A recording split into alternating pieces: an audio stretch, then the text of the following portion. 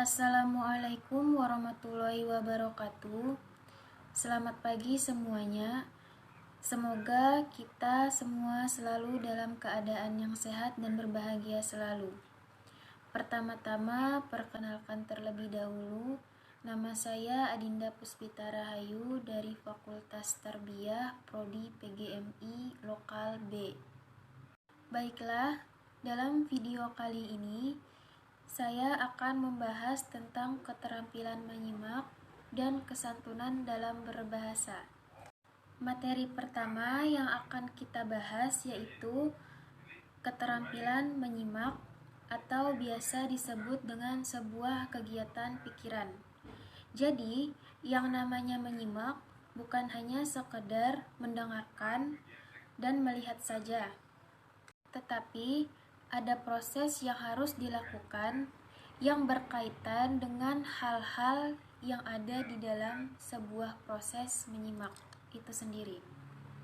Nah, di sini proses-proses dalam menyimak ada 5 tahapan, yaitu mendengar, memahami, menginterpretasi, menilai, dan memberikan respon atau menanggapinya. Yang pertama, mendengarkan. Mendengarkan di sini bermaksud yaitu berfokus pada satu tujuan. Semisal kalian sedang mendengarkan suatu penjelasan, ada beberapa suara yang masuk di pendengaran kalian. Misalnya, suara kipas angin, suara orang berkendaraan, suara televisi, dan lain sebagainya.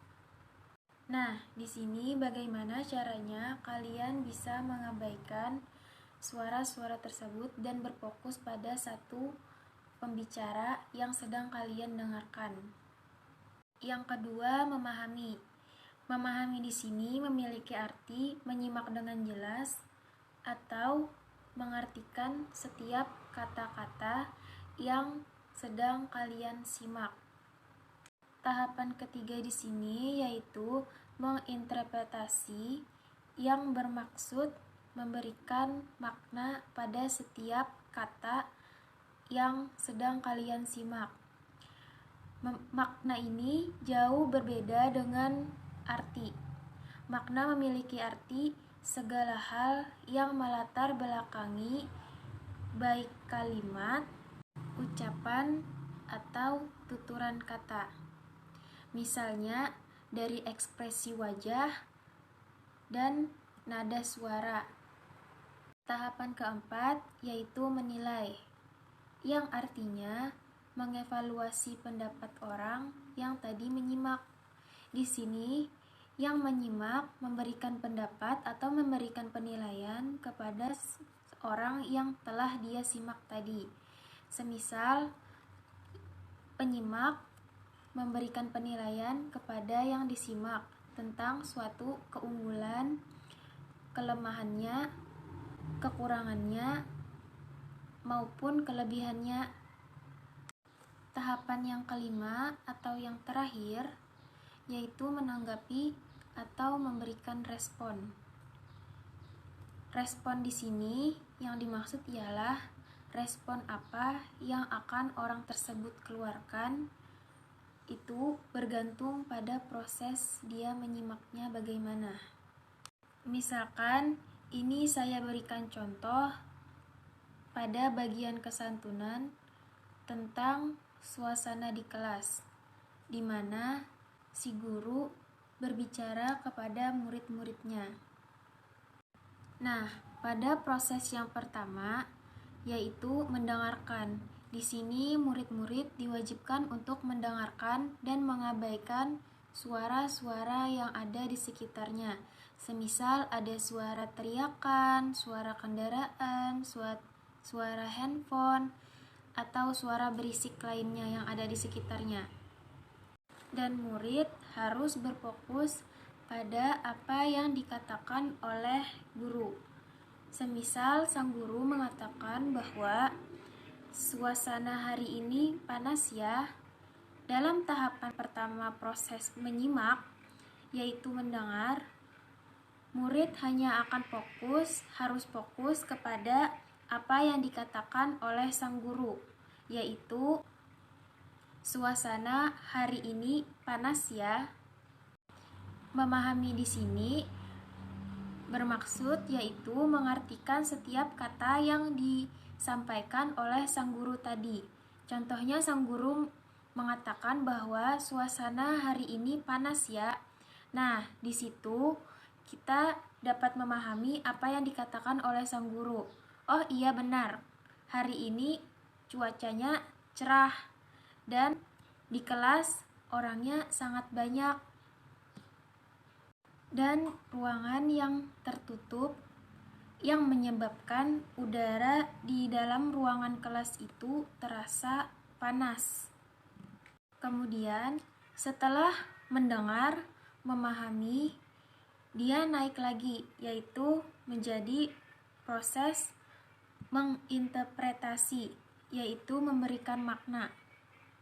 Di sini sang murid tidak hanya cuma mengartikan apa yang dimaksud sang guru tadi mengatakan suasana hari ini panas ya, tetapi dia juga mencari apa maksud dari kata-kata sang dosen yang mengatakan bahwa suasana hari ini panas ya. Dan saat sang murid mulai memahami apa yang dikatakan oleh guru tadi, sang murid berpikir, apakah ada tujuan lain dari apa yang dimaksud oleh sang dosen? Dan di sini mungkin ada yang melatar belakangi, yaitu misalkan ada kipas angin, tetapi kipas anginnya tidak menyala.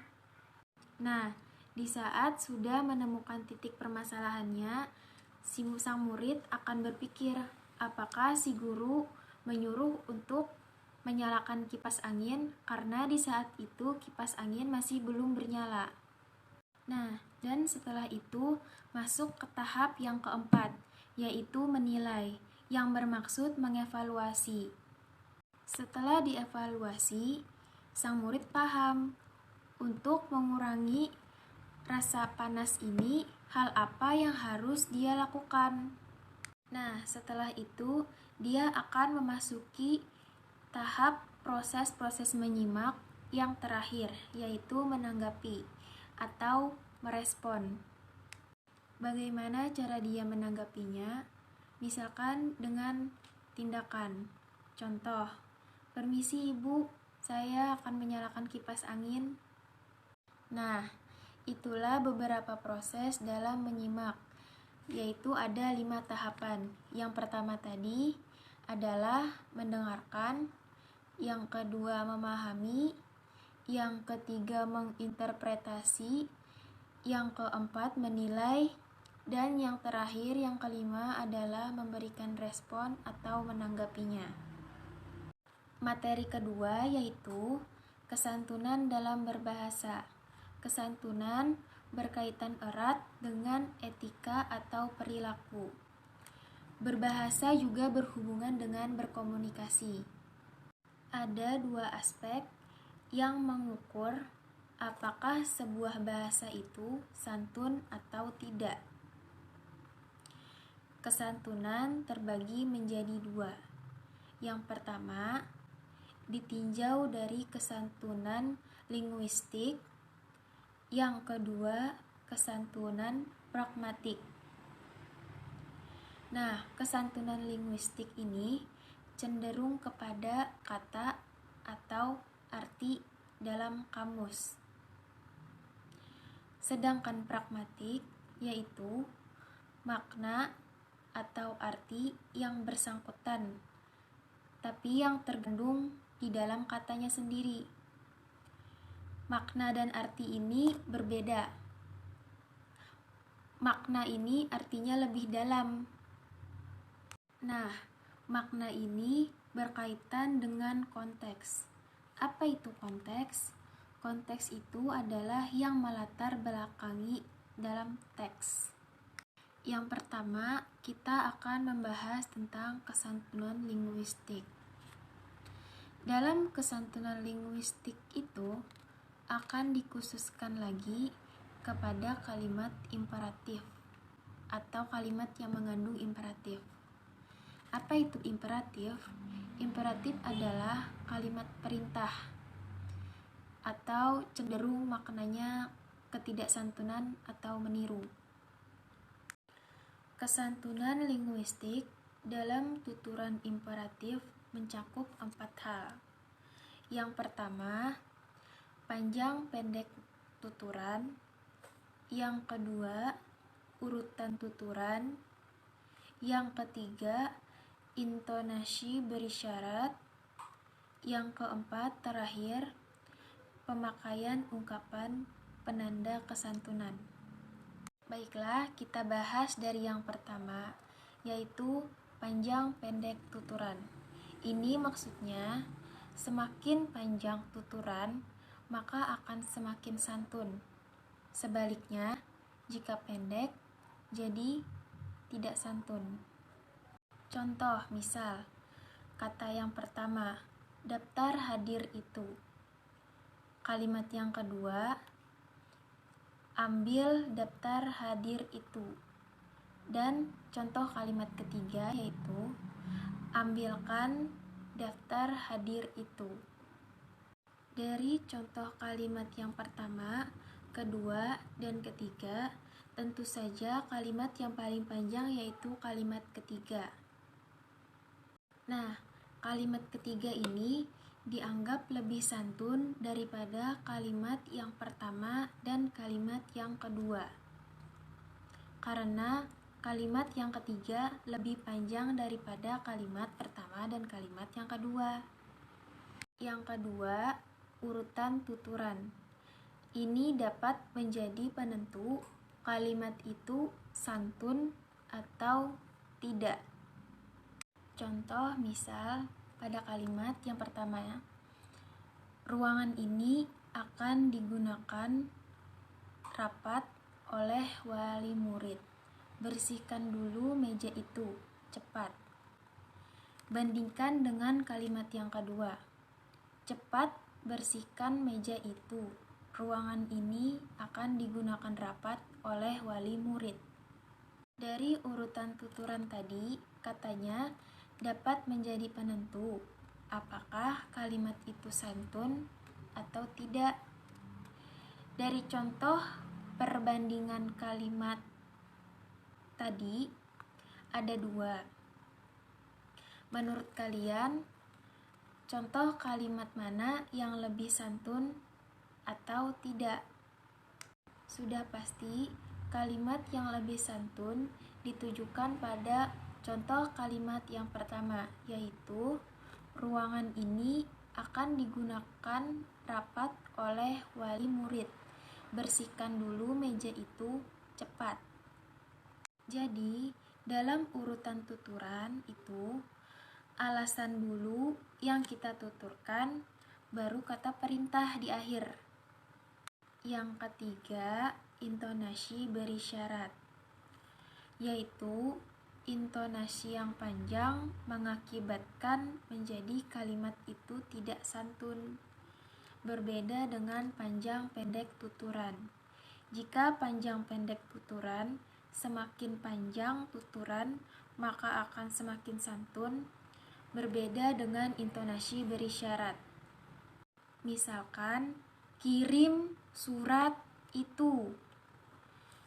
Jika intonasi yang dipanjangkan, maka itu termaksud dalam kalimat tidak santun. Tetapi berbeda dengan jika kalimat yang dipanjangkan. Jadi, intonasi ini berhubungan dengan mimik wajah, ekspresi wajah yang ramah, marah, itu akan mempengaruhi kesantunan dalam berbahasa.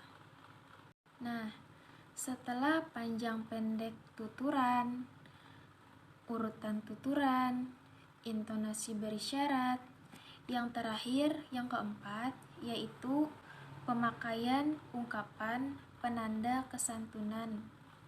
Nah, di pemakaian ungkapan penanda kesantunan ini ada 3 macam kata yang merupakan penanda apakah kalimat ini santun atau tidak.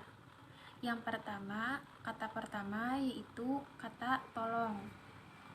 Yang kedua, kata mohon. Dan yang terakhir, yang ketiga ialah kata silahkan. Kita sambung pada bagian yang kedua, yaitu kesantunan pragmatik. Yang mana pragmatik ini sangat bergantungan kepada konteks. Apa itu konteks? Konteks itu ialah yang melatar belakangi suatu teks. Nah, konteks di sini terbagi menjadi beberapa macam. Yang pertama ada waktu, tempat, dan situasi. Dan situasi ini terbagi lagi menjadi dua, yaitu konteks di sini bisa bergantung pada pihak yang menjadi pihak pembicara atau lawan bicara kita. Misalkan orang tua, teman, dosen, guru, dan orang sekitar lainnya yang mungkin bisa kita tidak kenal.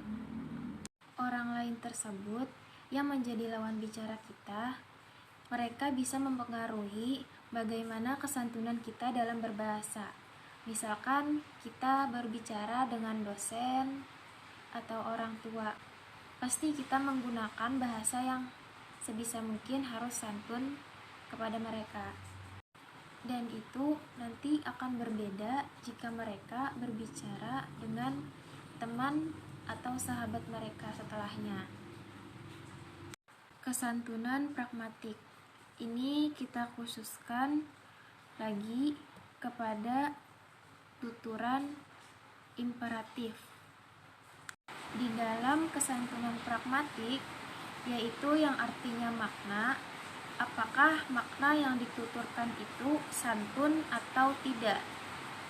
Dalam tuturan ini, sebuah kalimat tidak akan diwujudkan dalam bentuk imperatif, melainkan non-imperatif, penutur atau memerintah, tetapi tidak dituturkan dan dibahasakan dalam kalimat perintah, melainkan dengan kata yang lain.